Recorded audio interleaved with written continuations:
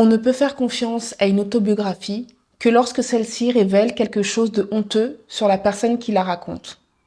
Disons qu'un homme qui donne une image trop flatteuse de lui-même ment probablement, vu que l'on sait que chaque vie, vue de l'intérieur, n'est qu'une succession de défaites.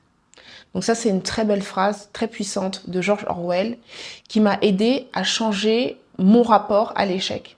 Disons que j'ai toujours vu l'échec comme quelque chose de lourd, de contraignant, qu'il fallait dépasser le plus vite possible. Malgré parfois mes difficultés à surmonter certains échecs, je me suis rendu compte qu'en tant que storyteller et pour un storyteller, il n'y a pas vraiment d'échec ni de réussite. Le storyteller, c'est une personne qui est au service de l'expérience et des récits. Peu importe que l'on décrive un échec ou une réussite, les deux ont la même valeur narrative.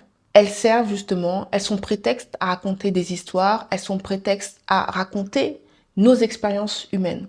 Il y a quelque chose de très beau dans les choses qu'on ne réussit pas, et surtout quand elles sont partagées.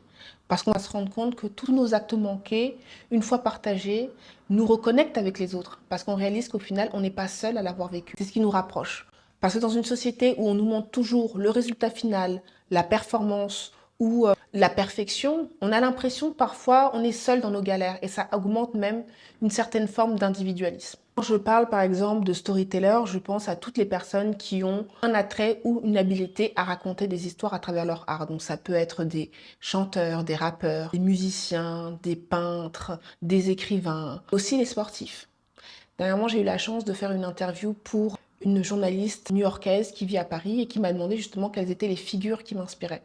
Et je lui ai répondu de façon assez fluide, alors qu'en général, il faut quand même que je prenne du temps pour réfléchir parce qu'il y a tellement de choses que j'aime, tellement de choses qui m'inspirent, que j'ai du mal à choisir. Mais là, je lui ai répondu avec beaucoup de facilité en lui disant que les personnes qui m'inspirent, c'est souvent des performeurs. Donc les gens qui utilisent leur voix, des gens qui utilisent leur corps.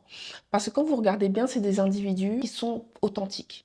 On les voit sur toutes leurs formes. C'est des gens qui partagent leur vulnérabilité. C'est des gens qui n'ont pas peur de se relever. C'est des gens qui partagent peut-être des valeurs que je respecte ou peut-être que j'essaye d'incarner aussi moi-même, comme la résilience, la constance, l'endurance. Et c'est peut-être aussi pour ça qu'il y a beaucoup de personnes qui se reconnaissent en eux. À travers leur art, à travers leur discipline, ils touchent autant de gens. Parce qu'il y a quelque chose de vrai, il y a quelque chose de brut, il y a quelque chose d'authentique. Et on le vit à travers eux. Il y a une certaine forme d'expérience par procuration que nous procurent souvent ces performeurs-là. C'est aussi des personnes qui vous montrent ce qu'ils ont et ce qu'ils sont. Ils partagent quelque chose d'eux-mêmes avec le monde. Je vous partage tout ça aujourd'hui pour nous encourager en tant que storyteller, donc les personnes qui aiment bien raconter des histoires, qui aiment bien décrire le monde, de garder cette forme d'authenticité. Il y a énormément de force et de puissance dans l'authenticité. Plus vous êtes authentique,